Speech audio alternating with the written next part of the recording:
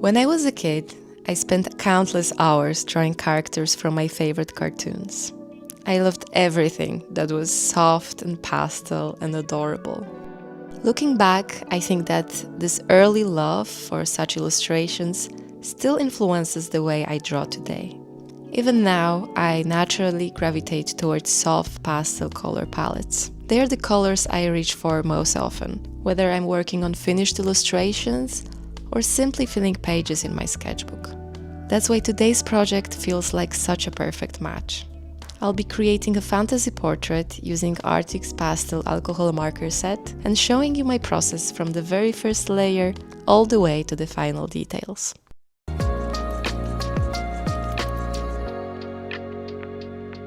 Today's video is very special because it's made in collaboration with Arrtx. I'll be testing their pastel alcohol marker set, making some color swatches, and showing you how I use them to create a fantasy portrait in my sketchbook. The first thing that caught my attention was the color selection. The set is filled with soft pastel shades that fit perfectly with the kind of palettes I naturally enjoy working with. As with most alcohol markers, I store them horizontally, so the ink stays evenly distributed between both nibs. The carrying case is also very practical. Each marker has its own slot, which makes it easy to grab colors and put them back while working. Before drawing, I always like to swatch my markers first. Arrtx includes a swatch card with the set, so it's a great way to see how the colors actually look on paper and how they relate to one another. Those pastel colors are so beautiful. These are literally my favorite colors. Also, the palette feels very cohesive.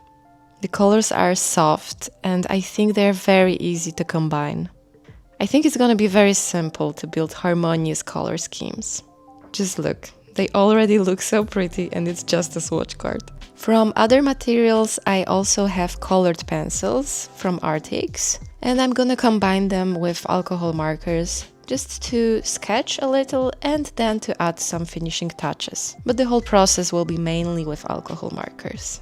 To save a little time, I have already prepared my sketch using orange and red colored pencils. As you can see, it's a mermaid portrait. I just love drawing fantasy characters and I think this color palette will suit it very well. I'm gonna begin with marker number 27, which is powder pink light, and use it as a base layer over the entire portrait. I almost always start this way because it helps eliminate the white of the paper and gives me a foundation to build on. While applying the marker, I try to vary the direction of my strokes.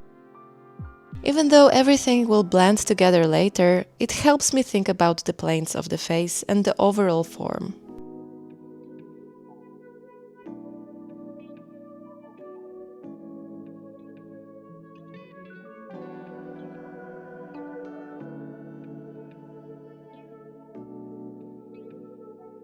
Before the ink dries completely, I go back in with the same color and begin mapping out the shadows.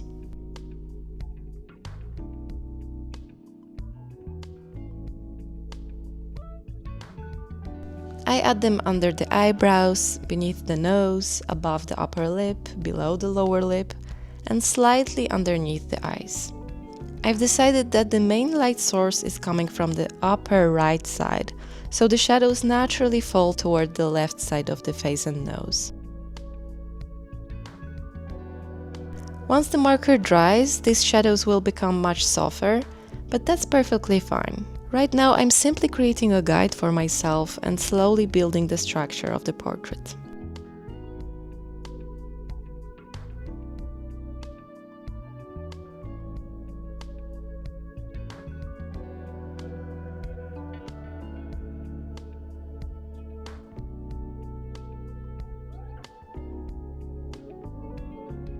Next, I move on to marker 415, Gladiolus. Compared to the previous color, it's slightly darker and a bit more pink. I use it in areas where the skin tends to be thinner and more vascular, such as the eyelids, ears, cheeks, nose, and lips.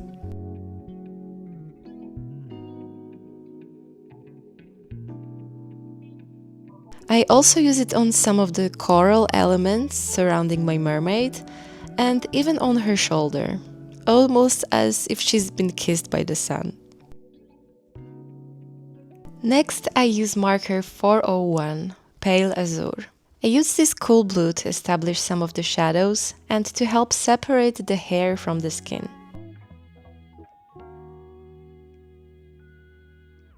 Since the base underneath is warm, layering a cool color over it naturally neutralizes the tone a little, creating softer and slightly darker shadows.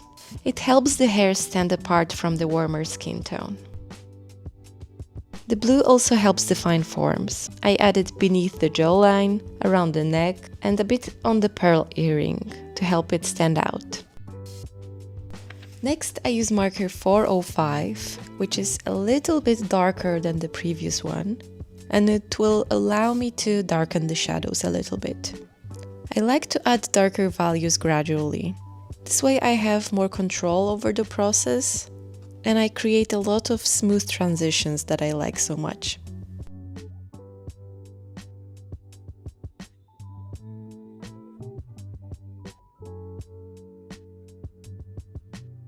I wanted the coral and the character to feel connected somehow. Maybe it's clothing, maybe it's jewelry, or maybe it's actually part of her body. I like leaving a little mystery in the design. Next comes marker 171, Jade Green. I use it on parts of the coral, on the seaweed woven through her hair, and to introduce subtle tonal shifts throughout the portrait. I love adding analogous color transitions to hair. Since I already have some blues present, introducing a turquoise green creates a smooth progression between colors. This shade also works as a bridge between the warm and cool colors throughout the piece, helping everything feel more connected.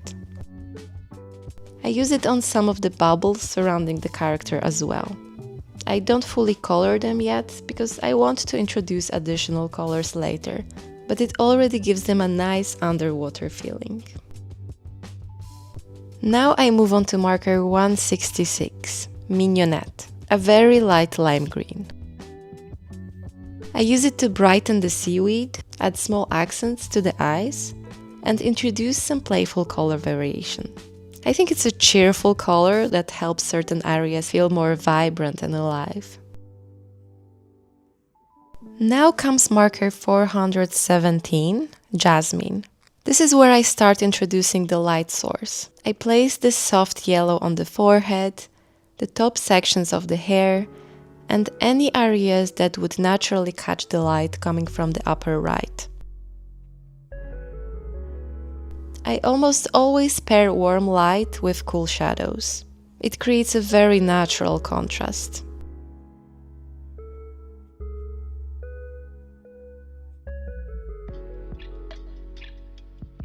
So while the right side receives these warm highlights, the left side skips those cooler blue tones.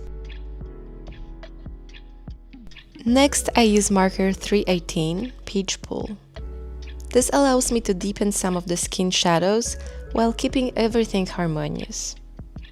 The warm peach tones interact with the cooler blues underneath, creating more natural and slightly neutralized shadow colors.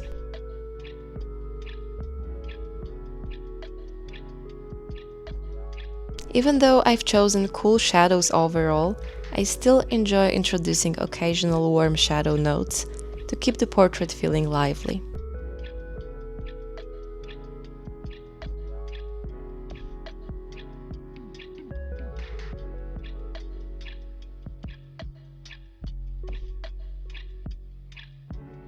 After that, I introduce a completely new hue, marker 145, Pale Lavender.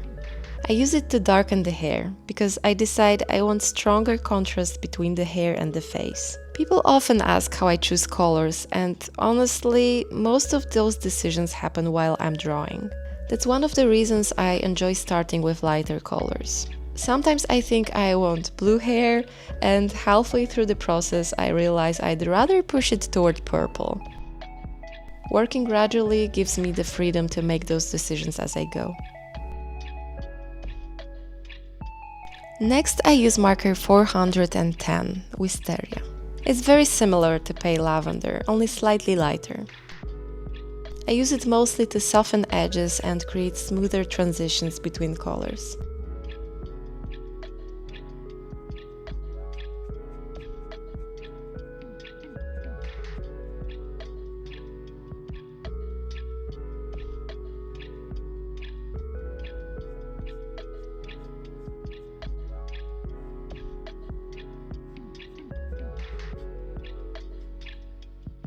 Now marker 309, Tea Rose. It will help me deepen the coral elements. They were starting to feel a little too pale compared to the rest of the illustration, so I want to strengthen them.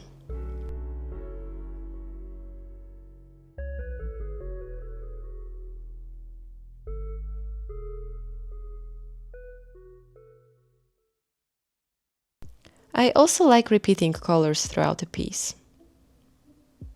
If a color appears in one part, I often bring a little of it into the face or other areas, so everything feels like it belongs in the same visual world.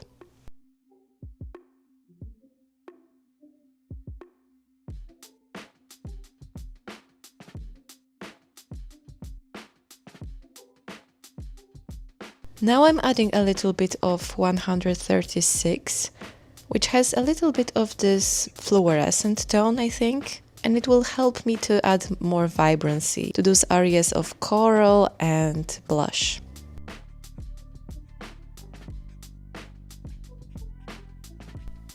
Once the marker work is complete, it's time for colored pencils. One of the reasons I love combining markers and pencils is that the pencils allow me to bring back some of the sketch lines that disappear underneath the marker layers. I selected several colors that already exist within the illustration: blues, greens, pinks, and deeper navy tones. I start with a dark magenta pencil, strengthening the contours around the warm areas of the face and around the coral elements. Immediately, the warm colors start to feel more defined. I rarely use black outlines. Instead, I prefer darker versions of the local colors already present in the drawing. It keeps everything feeling colorful and integrated. Next, I use Ocean Green, which feels like a very fitting name for this illustration. It's a deep teal color that I use on the hair, eyebrows, irises, and selected contours. This is where the line work starts becoming more visible again.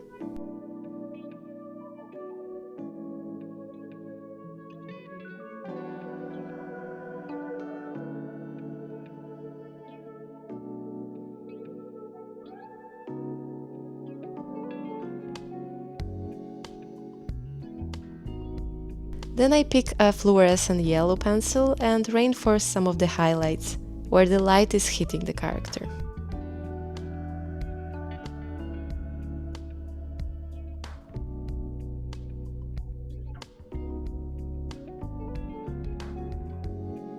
I also use a Chartreuse pencil and add subtle details to the seaweed and other underwater elements.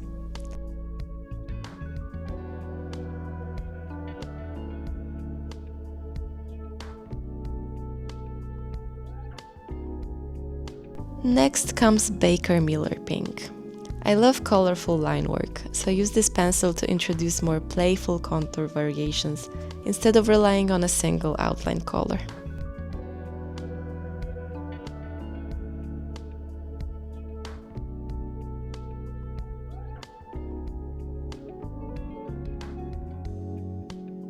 Then I use Cornflower Blue, a classic blue shade that works beautifully for the hair, eyes, and additional contour details. I also use these pencils to add little details like stray hairs and tiny accents, which help create a lighter and more organic feeling.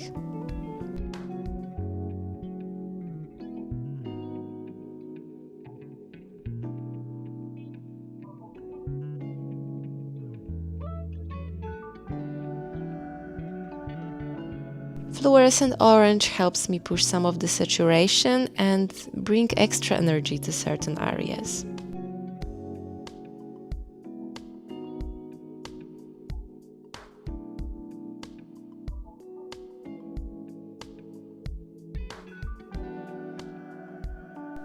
At this point, I actually return to the markers for a little while. I tend to move back and forth between materials whenever I feel something could use an extra adjustment. Now, using marker 182, I add a soft background shape behind the portrait.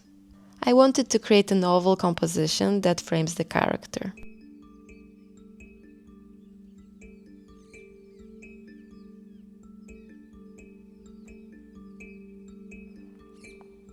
It almost starts looking like a sticker, and as someone who loves stickers, I'm completely happy with that.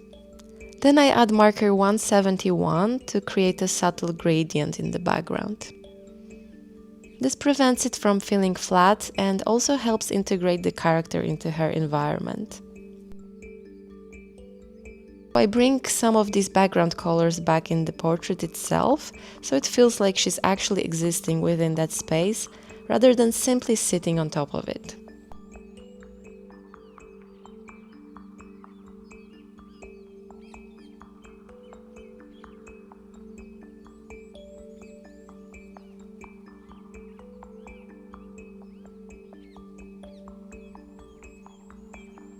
Finally, I reach for one of my favorite finishing pencils, Dark Umber. It's a deep brown that I often use instead of black for my darkest accents. Combined with a dark navy pencil, it creates nearly the same level of contrast as black, but with a little more richness and color. I strengthen selected contours, deepen some shadows, and add the final touches that bring everything together.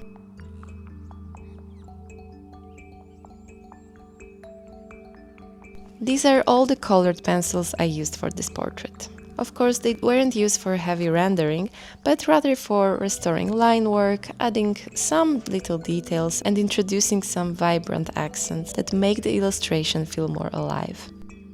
And these are all the markers I used. In total, there are 14 markers, which is actually pretty typical for me. Most of my drawings end up using somewhere between 12 and 15 colors. And with that, the portrait is finished. I'm really happy how these supplies fit into my usual workflow. The pastel color selection feels very natural to me. The markers blend beautifully, and the colored pencils work perfectly alongside them for adding details and texture.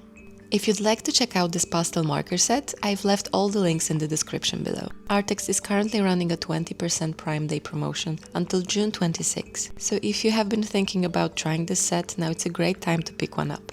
I hope you enjoy creating with them as much as I did. A huge thank you for Arrtx for sponsoring this video and giving me the opportunity to test these art supplies. Thank you so much for watching, and I'll see you in the next one. Bye!